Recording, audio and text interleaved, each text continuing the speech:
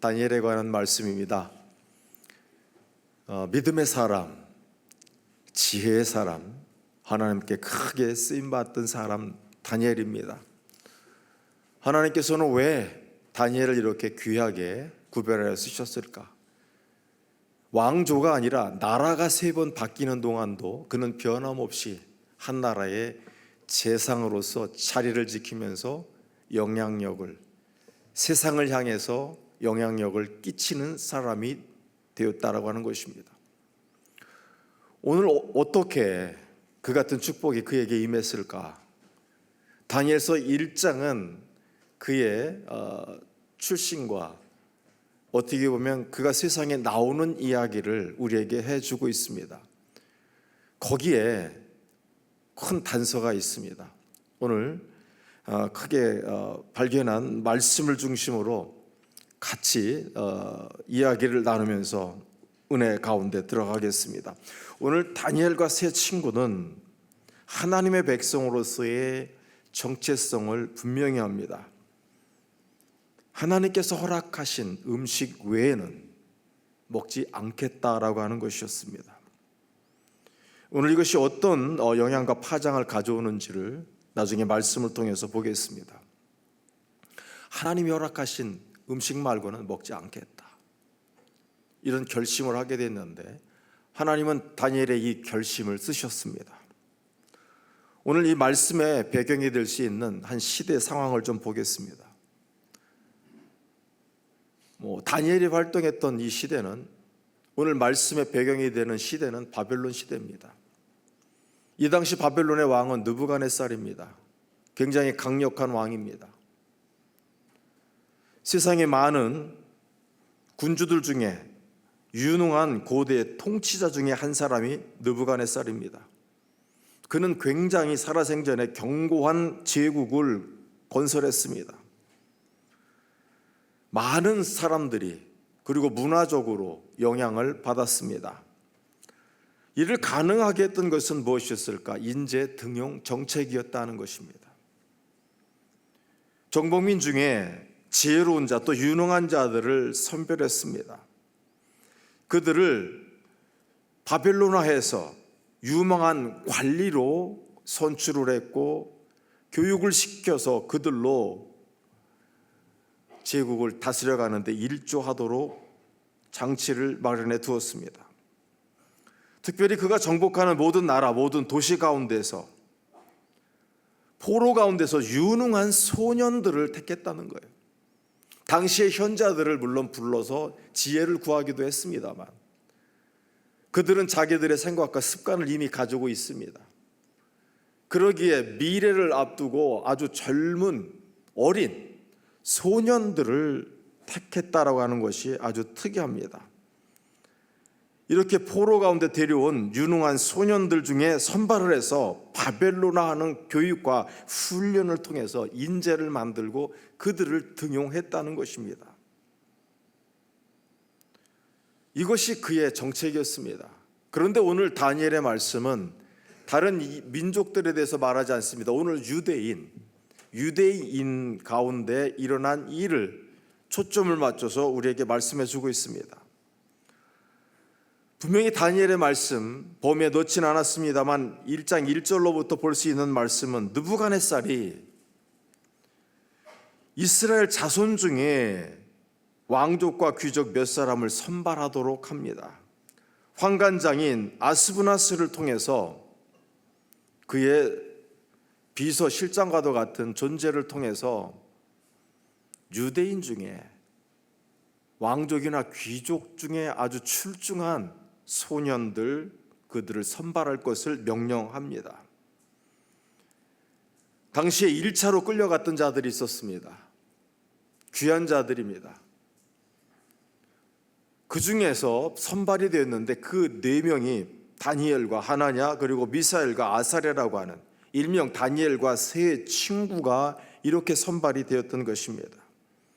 이 4명은 앞으로 바벨론 제국의 엘리트 교육입니다. 엘리트 교육 과정을 통해서 최고의 학문과 당대의 지식들, 학술을 이수하게 됩니다. 그리고 그들은 인재로 등용이 되죠. 국정에 참여하는 그런 특권을 가지게 됩니다. 아스푸나스에게 부탁하는 가운데 특별히 조건을 다는 것이 있었습니다. 인재로 뽑히는 그 소년들의 조건을 얘기를 하는데 4절 말씀에 있습니다. 오늘 먼저 곧 흠이 없어야 됩니다. 또 용모가 아름다워야 됩니다. 그리고 모든 지혜가 있어서 통찰할 수 있는 힘이 있어야 합니다. 지혜에 통달해야 합니다. 또 학문을 익혀서 나중에 왕궁에서 계속 일을 할 만한 자, 이들을 데리고 오라는 거예요. 먼저 참 저런 사람이 있을까 싶어요. 그런데 있었습니다. 이 4명이 그래요. 먼저 흠이 없는 거예요. 저거는 영어적인 헬스 해가지고 일단은 신체가 건강하고, 신체가 건강하니까 어떻습니까? 정신이 건전한 거예요. 흠이 없다고 하는 것은 그 얘기를 지금 하고 있습니다. 더군다나 용모가 아름다움이에요. 저 표현에 기분 나쁠 분들이 많으실 텐데, 일단 영어로 핸섬에 잘생긴 사람들 뽑아라 그랬어요. 뭐 이유는 말하지 않겠습니다. 그 다음에 모든 지혜 통찰이 있는 자다라고 하는 이런 표현을 쓰고 있는데, 어린데 사려까지 깊은 자예요. 뿐만 아니라 저게 지금 그 지식에 통달한 자라고 하는데 이미 많은 공부를 통해서 학문의 이치를 깨닫고 있는 자예요. 말 그대로 하나를 가르쳐주면 열을 알 수 있는 그런 사람을 지금 찾고 있다는 거예요. 제가 볼 때 인간계 최고예요. 그런데 여러분, 그냥 말씀 준비하면서 그런 생각이 문득 들었어요. 이렇게 정말 대단한 인재들. 지금도 보면 그러잖아요. 우리나라에도 서울대학, 그죠? 스카이라고 하는 대학들에 보면 부르지 않아도 그 인재들이 다 모여와서 나 정말 공부하게 해달라고 그러잖아요. 세계적으로는 뭐 하버드라든지 옥스퍼드, 예일대, MIT 이런 유수한 대학에 많은 인재들이 몰려오잖아요. 뿐만 아니라 요즘은 어떻습니까? 다국적 기업의 큰 기업들이 이렇게 준비된 인재들을 뽑아가지고 지금 쓰고 있지 않습니까? 그런데 정말 이거는 인간적인 기능인 거고요. 여기에 정말 하나님의 영이 임했느냐 하는 것은 다른 문제입니다. 적어도 느부갓네살이 원하는 것은 인간계에서 가장 유능하고 출중하다 하는 자들을 뽑았다는 것, 오늘 이것이 굉장히 중요하겠습니다. 오늘 엄청난 지혜와 판단 능력을 가진 자들, 느부갓네살은 자신의 궁중 일을 맡기기 위해서 이 소년들을 택하고 그 바벨론의 전통과 학문을 이어가기 위해서 학자로서 살아갈 만한 자들도 이렇게 준비를 해 놓았다라고 하는 것입니다. 여러분, 오늘 참 정책치고 대단하지 않습니까? 비정복민 중에 이렇게 인재를 발굴하는 이유가 무엇이었겠습니까? 특별히 오늘 성경 말씀은 다른 이방 민족들에서 얘기하지 않아요. 유대에 관해서만 말을 하고 있습니다. 유대인들 중에 이렇게 뛰어난 자들을 뽑아서 무엇을 하려고 했을까요? 먼저 그러면서 그들에게 부탁하는 것은 갈대아 사람들의 언어를 가르치라는 거예요. 그리고 그들의 문화와 풍습을 훈련시키라고 분명히 부르는 목적을 말을 하고 있습니다. 여러분, 언어를 가르친다고 하는 것은 무슨 의미가 있습니까? 우리도 일제시대 때 아시잖아요. 한국말을, 조선말을 말살하려고 얼마나 애를 썼습니까? 그런데 우리 지켰잖아요. 언어는 곧 역사고 우리의 삶 그 자체인 거예요. 이 언어를 통해서 우리가 조상들의 지혜와 어를 이어가는 거 아니겠습니까? 그러니까 이게 말을 못하면, 말을 끊어놓으면 전통들이 끊기게 돼 있는 거예요. 제가 볼 때 음식도 마찬가지입니다. 여러분, 음식이 입맛이 사람의 피만큼이나 진하다는 거예요. 아무리 맛있는 산의 진미를 먹고 돌아다녀도 결국에 사람이 맛있다고 생각하는 것이 뭐냐는 거예요. 어렸을 때 엄마가 해주셨던 그 손맛, 그것이 세상에서 가장 맛있는 거다라잖아요. 변하지 않는 것이 이 언어와 음식인 것. 오늘 그런데 갈대 사람의 언어를 가르치겠다라고 하는 것은 그들의 혼을 개조시키기 위한 거예요. 당대에 현명한 현자들이 있었겠습니다만 이들은 이미 자기 사고들을 가지고 있고 아무리 뭔가를 바꿔내려고 해도 저 밑바탕에서부터 바뀌질 않아요. 이 사람이 얼마나 무서우냐면 미국에서 정말 거의 평생을 사다시피 한 어렸을 때 이민을 가서 사셨던 분이 치매가 걸렸는데 마지막에 자기가 쓰는 용어를, 그 언어를 보니까 영어가 아니라 한국말이더라는 거예요. 이게 뭔가를 고친다는 게 그렇게 쉽지 않습니다. 그러니 이 어린 소년들을 데려다가 아예 처음부터 그들을 개조시키려고 하는 그런 계획 아니었겠습니까? 장차 그들이 자라나서 바벨론의 우호적인 사람이 되게 하는 거예요. 뿐만 아니라 어려서부터 거기서 성장을 했으니까 모든 문화에 익숙하고 특별히 왕에게 순종하는 자를 만들기를 원하는 거예요. 전향을 한다고 해도 그 참 어떻게 보면 우리 창자부터 변하진 않아요. 그러니 아주 어려서부터 교육을 시키는 겁니다. 저는 정치 상황과는 상관없이 우리 지금 사회가 겪고 있는 혼란 중에 하나가 무엇입니까? 일명 친일파라고 하는 존재들이에요.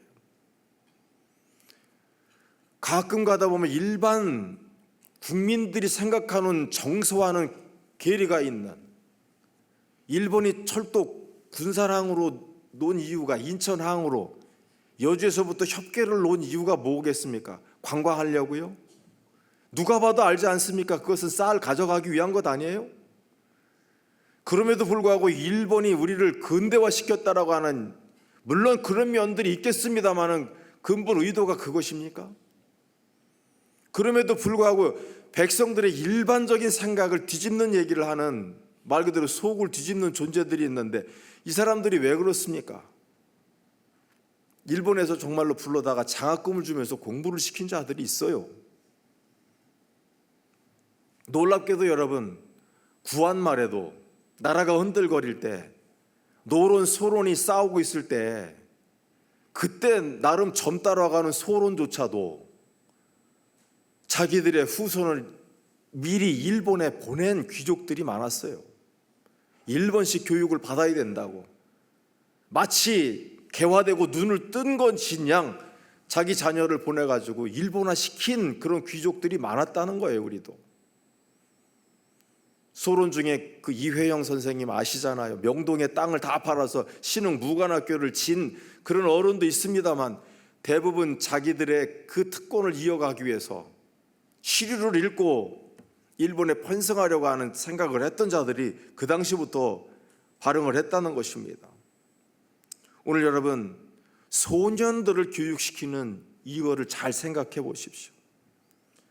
결국에는 바벨론화, 그래서 유대에서 효과적으로 통치를 하기 위해서 이 사람들을 선발했다라고 하는 것 우리가 여기서 알 수 있습니다. 자, 그런 가운데 우리가 이 얘기를 너무나도 잘 알고 있는데 저도 말씀 준비하면서 충격적으로 온 말씀이 5절이에요. 우리 5절 말씀 한번 보겠습니다. 왕이 지정하여 그들에게 왕의 음식과 그가 마시는 포도주에서 날마다 쓸 것을 주어 3년을 가르치게 하였으니라고 말합니다. 그리고 나중에 왕 앞에 세우겠다는 거예요. 교육 과정은 3년입니다. 지금 마치 중등, 고등 과정처럼 3년 동안 이들을 훈련하는 것인데 워낙 뛰어난 자들이니까 3년만이어도 아마 우리 6년, 10년 배운 거 뛰어넘을 거예요. 어찌됐든 중요한 것은 누구를 시켜서 했던 것이 아니라 왕이 자기가 직접 지정했습니다. 뭡니까? 그들에게 내가 먹는, 내가 served, I'm served, 내가 대접받고 있는 음식을 저들에게 주라는 거예요. 그리고 내가 마시는 포도주를 저들에게 주라고 왕이 직접 명령하는 일이 벌어졌습니다. 그것도 3년 동안이나. 여러분 어떻게 생각하십니까? 이건 대단한 특권입니다. 왕이 먹는 음식을 나도 먹을 수 있다. 여러분 같으면 어떻겠습니까? 이걸 소년들이 이거를 받아들이게 됩니다. 무슨 생각이 들겠어요? 우리 왕이 우리를 엄청 생각하고 사랑하나 보다. 우리의 상상력을 좀 발휘하면 그러지 않았겠습니까? 왕이 먹는 음식을 나에게도 준다? 그만큼 나를 소중하고 귀하게 여긴다는 것인가? 그런데 여러분, 이런 인간적인 얘기가 아닙니다. 사실 이만한 특권을 줄 때는 요구하는 것이 있는 거예요. 우리가 그동안 이 말씀 그냥 읽어왔는데 여러분 잘 보십시오. 이렇게 자기 음식과 포도주를 준다고 하는 것은 테스트예요. 일종의 테스트입니다. 나에게 충성할 자인가? 아니면 적어도 오늘 이 말씀의 맥락에서는 우리에게 친, 바벨론에게 친, 벨에게 친 이스라엘의 여호와 하나님을 너희들이 계속해서 섬길 거냐라고 하는 것을 지금 묻고 있는 겁니다. 이건 저의 상상력이 아니라 역사적인 맥락이 그렇습니다. 자기의 음식을 준다고 하는 것은 신임을 한다고 하는 거에 그만큼 나에게 충성을 하라는 요구가 담겨져 있는 것입니다. 그렇다면 다니엘과 이 세 친구는 선택을 강요받는 거예요. 여호와 하나님이냐? 아니면 지금 눈에 보이는 나에게 특권을 주고 있는 현실적인 힘을 가지고 있는 느부갓네살 왕을 섬길 것이냐? 이어지는 얘기가 바로 그 모든 것들을 우리에게 말해주고 있는데요. 여러분 같으면 어떻게 하시겠습니까? 그들이 지금 현재 살고 있는 것은 바벨론 제국입니다. 그리고 바벨론식 교육을 받아야 합니다. 그리고 장차 바벨론에서 일을 해야 하는 존재입니다. 오늘 그들에게 요구되는 것은 바벨론식 교육을 받아서 바벨론 문화에 동화될 것을, 아니 그들의 신마저도 받아들일 것을. 바벨론 시내에서 왕궁으로 흘러들어오는 이 모든 음식은 그들의 신 벨과 느보에게 일단 먼저 들여졌다가 다시 흘러나오는 그런 구조를 가지고 있습니다. 이 음식을 그대로 먹고 있는다라고 하는 것은 왕에게 충성해야 할 뿐만 아니라 음식을 그저 받아 먹는 순간 나도 모르게 우상 숭배를 동조하는 그 자리에 들어가게 되어 있었다라고 하는 것입니다. 오늘 여러분들 같으면 이런 상황 속에서 어떤 선택을 하시겠습니까? 이것은 굉장히 위험 있고 강압적인 거예요. 어떻게 보면 선택을 강요당하는 그런 순간입니다. 나중에 8절에 다니엘이 뜻을 세웠다고 하는데 단순히 무슨 생각을 그냥 해낸 것이 아니라 바로 이 같은 테스트, 선택 강요에 대한 그의 답입니다. 먼저 여러분 이런 생각 해보신 적 있습니까? 요즘 여름 성경학교라든지 교회에서 행사를 하려고 하면 아이들과 엄청나게 의논을 해야 돼요. 성경학교 하려고 날짜를 잡으려고 하면 지금도 목회자들 여름 준비해서 보고하라고 그랬더니 조율 중이라고 하는 얘기를 계속하고 있어요. 방학이 다릅니다. 아이들 스케줄을 봐야 합니다. 더군다나 고3, 오늘 여러분 그 찬양하는 중에 수연이 있잖아요. 맨 끝에 있는 그 아이가 지금 고3입니다. 보통 고3이면 어때요? 교회 안 와도 엄마도 뭐라고 말을 못하는 때 아닙니까? 와서 지금 사역하고 있는 거예요. 우리 수연이가 어떻게 되는지 좀 저도 봤으면 좋겠어요. 여러분들 힘들어요 요즘 아이들. 저희들 여름 성경학교 때 지금 생각해보면 일주일을 했어요. 주일부터 주일까지. 그래도 길다 생각한 적 없었고요. 여름 성경학교가 끝나면 선생님이 안 계셔도 가던 어떤 그런 마음에 교회 마당에 가서 우리끼리 그저 기웃거리면서 혹시 선생님이 오시지 않을까 기다리면서 그랬던 기억이 나요. 뭐를 대단한 것을 해주고 얻은 것도 아닌데 우리 신앙생활 그랬었어요. 근데 요즘 아이들은 꿈만 같아요. 잘해야 1박 뭐 해서 모이면 다행이에요. 여러분, 군대 가면 또 어떻습니까? 군대에서도 신앙생활 제대로 되던가요? 우리 황장로님도 가끔 처음에 교회 가셨던 얘기 한다고요. 고참들 등살에 갈 수가 없어요. 교회 가면 진짜 얻어맞는 거거든요.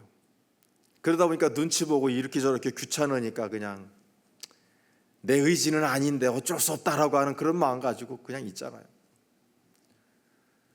저도 처음에 군 생활하면서 자대 배치받았던 곳이 김포의 보구군이라고 하는 곳이에요. 전방 철책 밤마다 또 저녁마다 그냥 새벽마다 막 그냥 북한 방송 나오고 무서워요. 근데 그곳에는 진짜 교회가 없었어요. 주변에 아무리 둘러봐도. 그래서 그때 할 수 있었던 것은 그 당시 아마 5,900원이었던 것 같아요. 처음 월급이요. 그래서 11조라고 동전을 모아가지고 그 부대 뒷산이 있었는데 거기 산소가 있었어요. 그 제단이 있었는데 그 돌 밑에다가 컵에 11조를 모았던 기억이 있습니다. 아주 쫄병 때 어디 가지도 못하고 간단 말도 못하고 분위기가 그러니까 정말로 갈 데도 없었고 나중에 예비대에 와서 예배를 드릴 때 그렇게 진짜 눈물을 흘리면서 예배를 드렸던 기억이 납니다. 여러분, 직장에서는 어떤가요? 혹시 회식이라도 해가지고 전체가 있는 가운데서 자 우리 한잔 하자고 건배했을 때 어떻게 할 거예요, 여러분? 저는 신앙생활에서 좀 어려운데 이러면은 찐따 취급받고 왕따 당하고 그러지 않습니까?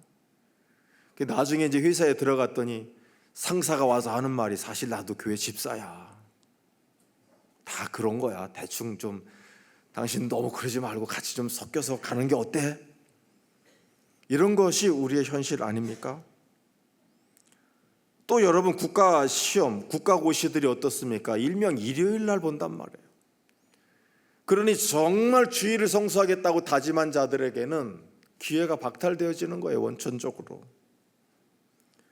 이뿐입니까? 우리가 살아가면서 가족과 친지들 그리고 친구들 중에 경조사가 있을 때 어떠냐고요. 오늘 아마 청첩 받으셨는데 안 가고 여기 오신 분 계신지 모르겠어요. 그러면 막 진짜 애비도 못 알아본다고 욕먹고 그러는 것이 우리 현실적인 삶 아닙니까? 우리도 모르는 사이에 우리 신앙 때문에 여러 가지 많은 어려움들을 우리가 겪습니다. 오늘 다니엘과 이 세 친구는 이렇게 위기를 맞이했습니다. 세상의 현실적인 시민 느부갓네살을 택할 것이냐? 아니면 내가 정말로 내 목숨을 바쳐서 예배해야 할 하나님을 선택할 것인가? 강요된 이 선택을 받게 되었을 때 오늘 8절 말씀은 특별히 이 다니엘이 어떻게 결정했는지를 우리에게 알려주는 말씀입니다. 우리 8절 말씀 보겠습니다. 우리 귀한 말씀이니까 한 마음으로 봉독해 올리겠습니다. 다니엘은 뜻을 청하여 왕의 음식과 그가 마시는 포도주로 자기를 더럽히지 아니하리라 하고 자기를 더럽히지 아니하도록 환관장에게 구하니.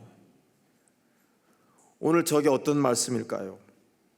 여러분, 범위에 넣지는 않았습니다만은 저들은 계속해서 지금 압박을 받았습니다.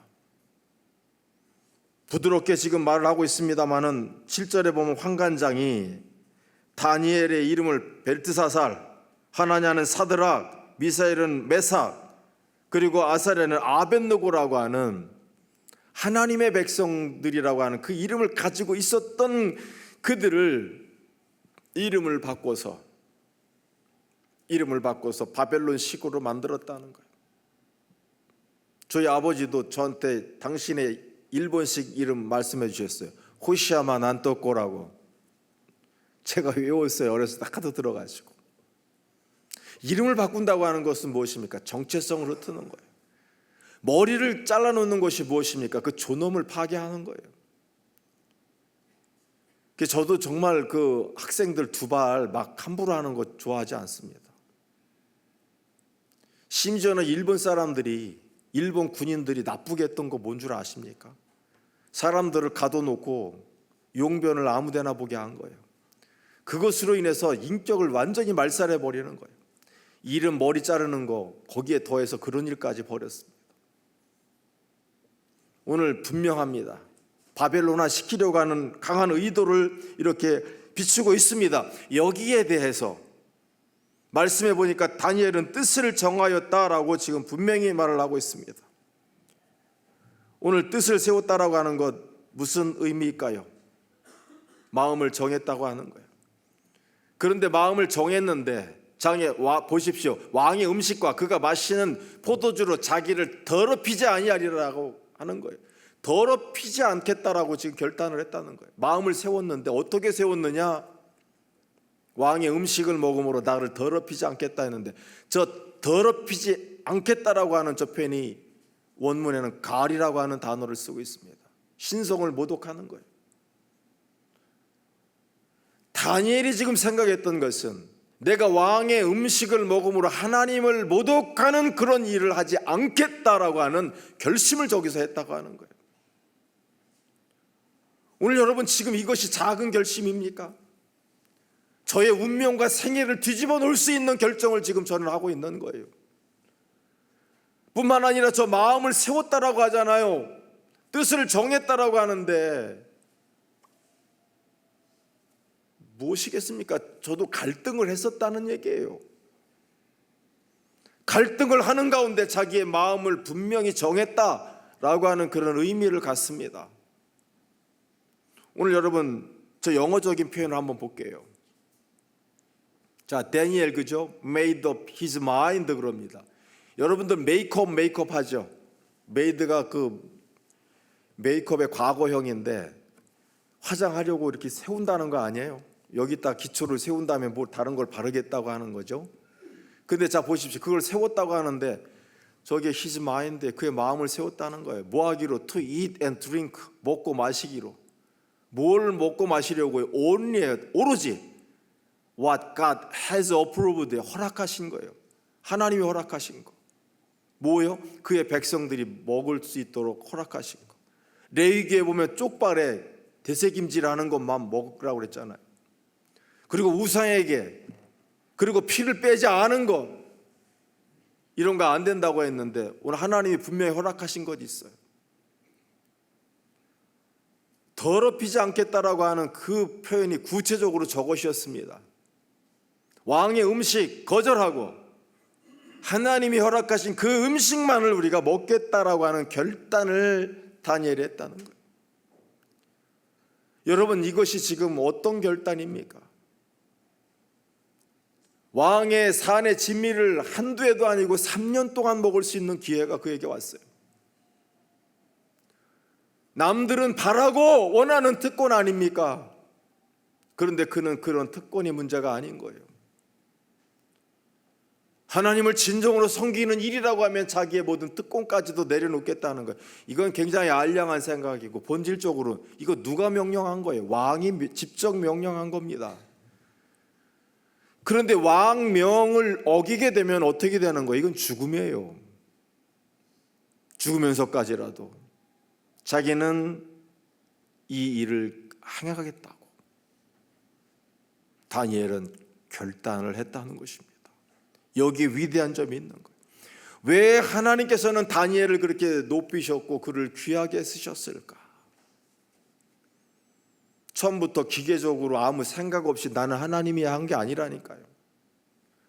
다시 얘기합니다만 made up his mind, 그 마음을 세운 거예요. 무너질 때도 있었다는 뜻 아니에요?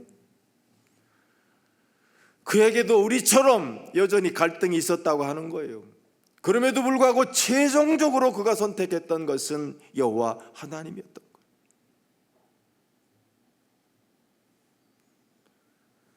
저 세상에 어떤 위대한 존재가 아니라 바로 우리 이웃집 형 같은 일인 거예요.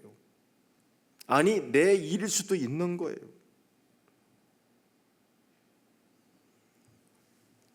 하나님의 백성으로서, 하나님의 율법을 지닌 자로서, 하나님의 명령대로 살기로 굳게 마음을 먹은 자.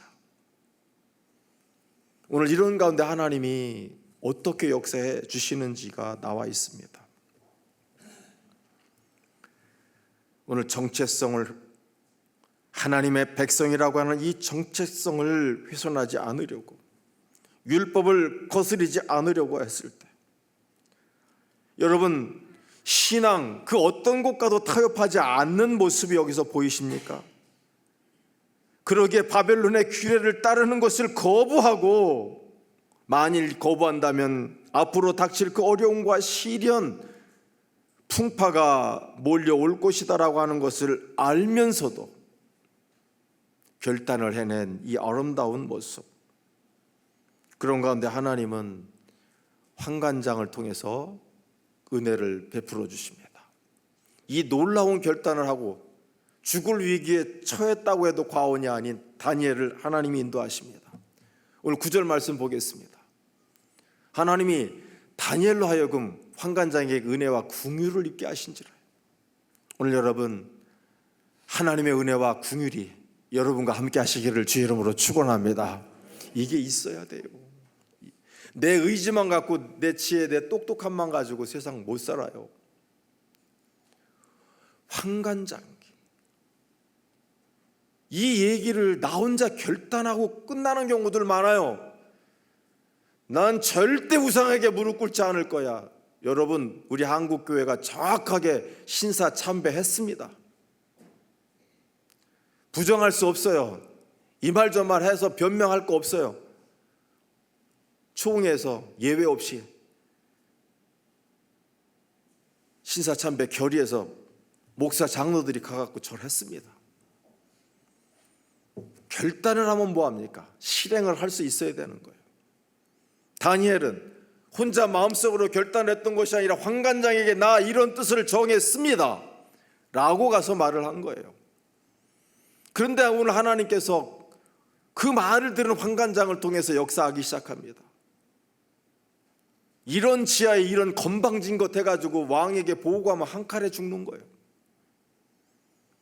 그런데 환관장, 이게 무슨 일이지 하는데 나중에 뭐라고 그럽니까? 좋은데 만일 니들 이거 고기 안 먹고 다른 거 먹다가 얼굴이 초췌해지면 어떻게 하니? 이것이 그의 걱정이었어요. 그러면 혹시 이것이 보고가 되면 내 목이 잘릴 텐데, 내 머리가 잘릴 텐데, 이거 벌써 한 걸음 그저 물러나 준 거 아닙니까? 이런 괘씸한 것 해가지고 시도건을 해도 시원찮은데 받아들이는 거예요. 초췌하다고 하는 것이 무엇입니까? 정신적으로, 심적으로 스트레스를 받아가지고 얼굴이 일그러지는 경우들 있잖아요. 마음이 편치 않으면 우리 알잖아요. 너 무슨 걱정 있어?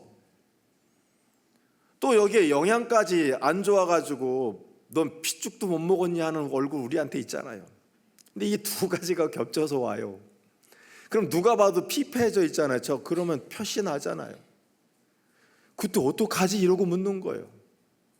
환관장이 마음이 녹아져 있어요.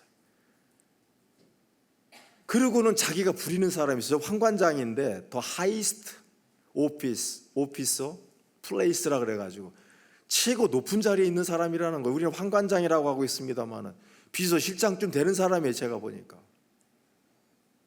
근데 그 밑에 부리는 비서가 있을 거 아니에요. 다니엘과 그 친구를 담당하는 비서가 있었던 것 같아요. 그들에게 일임을 했어요. 이 일을. 그랬더니 그때 다니엘이 찾아가서 말을 하는 거 아닙니까? 12절에 보면 청하오니 당신의 종들을 열흘 동안 시험하여 채식을 주어 먹게 하고 물을 주어 마시게 한 후에, 13절입니다. 당신 앞에서 우리 얼굴과 왕의 음식을 먹은 소년들의 얼굴을 비교하여 보아서 당신이 보는 대로 종들에게 행하소서. 그때 결과를 보고 당신이 뭐라고 하든 우리는 따르겠습니다라고 하는 제안을 지금 하고 있습니다.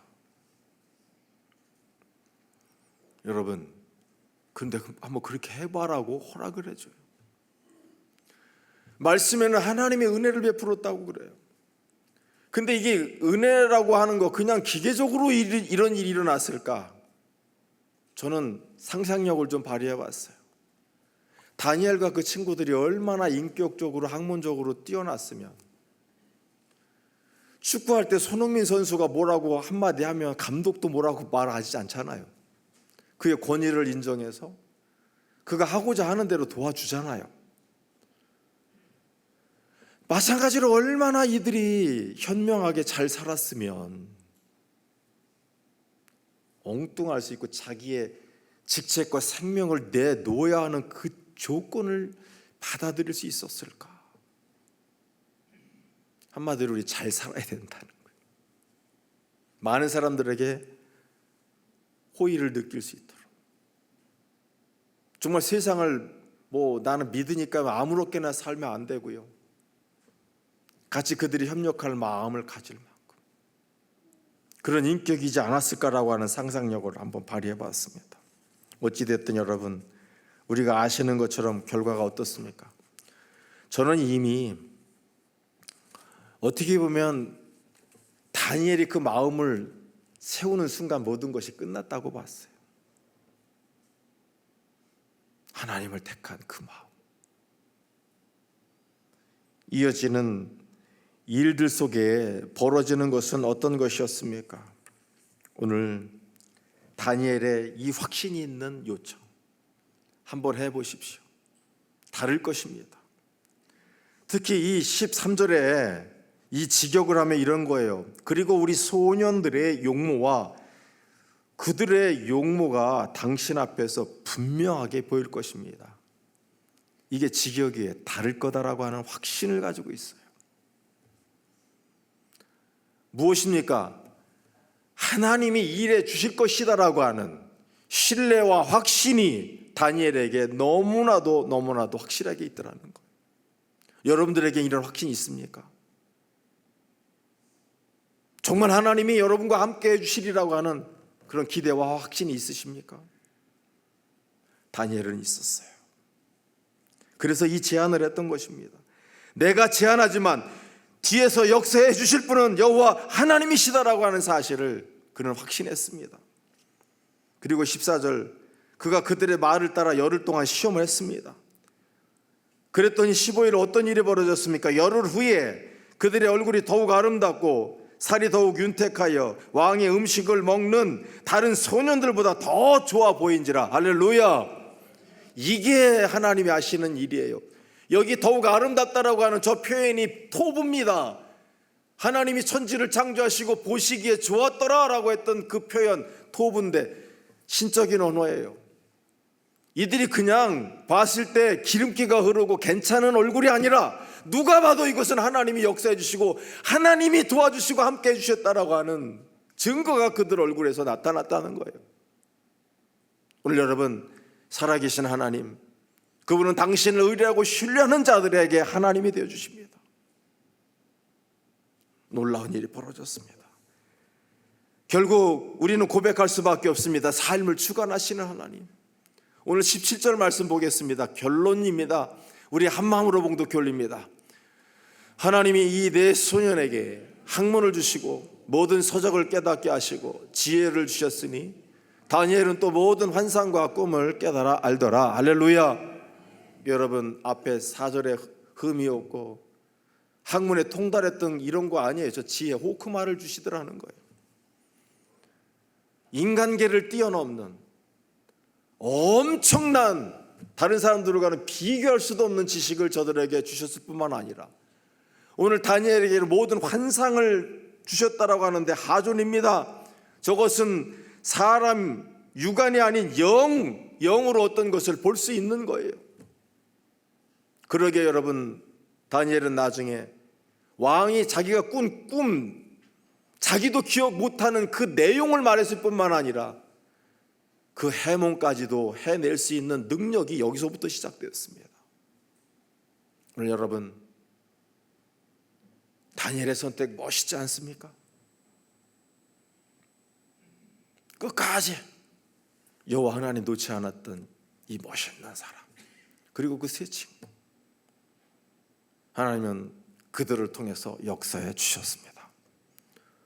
그래도 여러분들도 다니엘처럼 멋진 인생 살 수 있기를 축복합니다.